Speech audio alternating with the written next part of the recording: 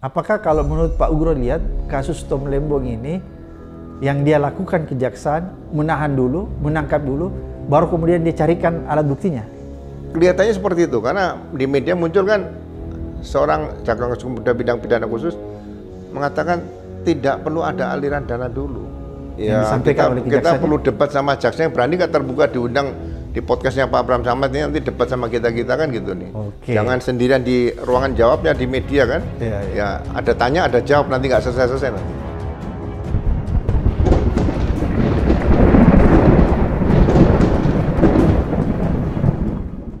Assalamualaikum warahmatullahi wabarakatuh. Iwan Filah, kasus Tom Lembong ternyata masih menjadi perhatian publik ya.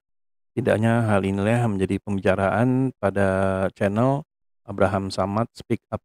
Mantan KPK ini sempat mengundang Jenderal Bintang 3 yang juga mantan Wakapolri, yaitu Bapak Ugro Seno. Nah, topik yang menarik yang disajikan pada video ini adalah poinnya tentang bagaimana adanya dugaan kalau jaksa ini menangkap Tom Lembong itu bukan berdasarkan alat bukti ya, tapi yang penting tangkap dulu. Nah, daripada saya salah bicara lebih panjang, lebih baik kita simak videonya berikut ini. Apakah kalau menurut Pak Ugro lihat kasus Tom Lembong ini yang dia lakukan kejaksaan menahan dulu, menangkap dulu, baru kemudian dia carikan alat buktinya? Kelihatannya seperti itu karena di media muncul kan seorang jaksa muda bidang pidana khusus mengatakan tidak perlu ada aliran dana dulu.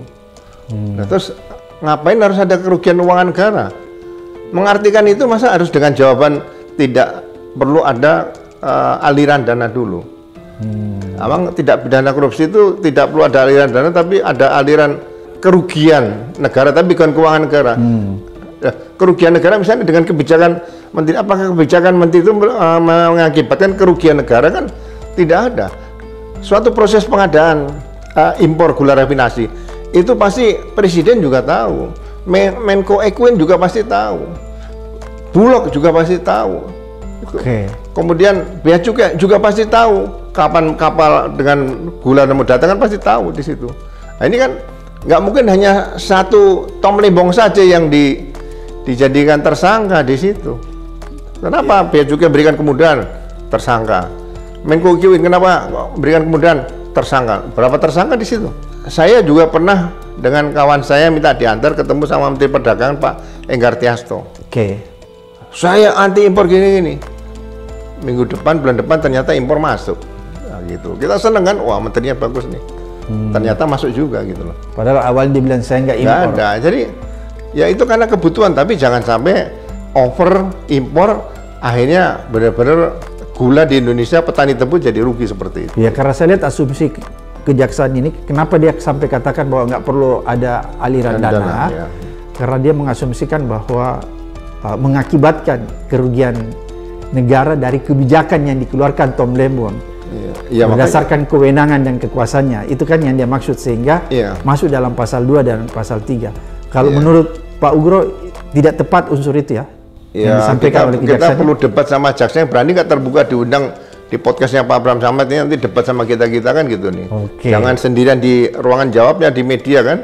Ya ada tanya ada jawab, nanti nggak selesai nanti. Jadi konkretnya Pak Ugro melihat dari prosedur aja, prosedur formalnya mengenai hukum acaranya, kita baru bicara hukum acaranya saja, belum substansi, itu sudah ada masalah ya. Mulai dari proses penangkapan, penahanan itu sudah bermasalah ya Pak Ugro ya? Ya, menurut saya alat bukti saksi itu mungkin yang diperiksa bisa lebih dari 50 atau 100. Belum staf di kantornya menteri di situ, belum kementerian lain, belum tempat lain kira-kira tadi mungkin ada hubungannya dengan masalah impor gula masuk ke Indonesia. Belum asal gula dari mana. Kan ditanya, benar nggak Indonesia pesen gula dari sana? Ini gulanya dari mana nih yang dikirim Pak Tom? Dan sekarang ada di mana? Ditemukan barang bukti misalnya seperti itu. Makanya penyidikan tuh butuh orang-orang pinter Pak, nggak bisa asal sembarangan jadi penyidik di situ. Apalagi kan kalau kita lihat kan tahun 2015 Pak. Kalau kita mau lihat alat bukti faktualnya ini kan sudah habis. Sudah habis kan, kalau gulanya itu sudah nggak ada kan tahun 2015 ya. Masa mau disita keputusan atau menteri tentang impor itu aja barang bukti 1 lembar gitu aja kan? Kan harus Nggak masuk ada akal. barangnya juga ya, Harus ada barangnya di mana? sebagai contoh ya. Iya. Oke. Dihitung kapalnya kapal apa? Kamu Iya. kapalnya disita yang ngangkut.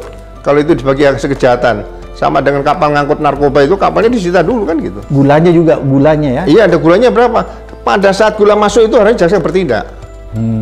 Jangan setelah hampir 10 tahun baru bertindak gitu.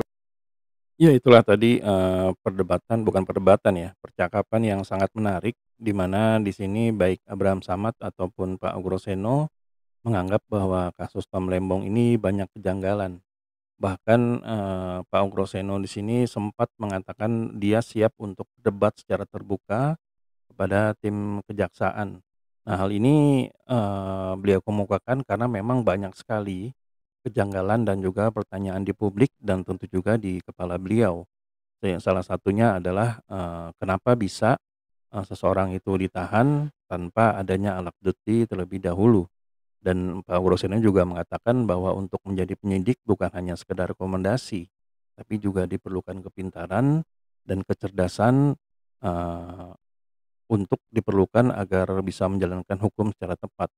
Nah, seperti yang kita tahu kalau Pak Ugroseno ini adalah mantan Wakapolri dan selain itu dia adalah mantan penyidik. Sehingga Pak Ugroseno ini tahu betul bagaimana seharusnya kriteria seseorang sehingga akhirnya bisa diangkat menjadi seorang penyidik. Karena tentu saja banyak hal-hal atau pengetahuan tentang hukum yang harus dimiliki terlebih dahulu agar tidak salah dalam menjalankan proses hukum. Nah, bagaimana dengan rekan semua? Apakah sependapat dengan Pak Ugroseno? Silahkan tuliskan di kolom komentar ya. Sampai di sini dulu dan project. Bila memang kami ada salah kata kami mohon maaf. Wabillahi taufiq wal hidayah. Wassalamualaikum warahmatullahi wabarakatuh.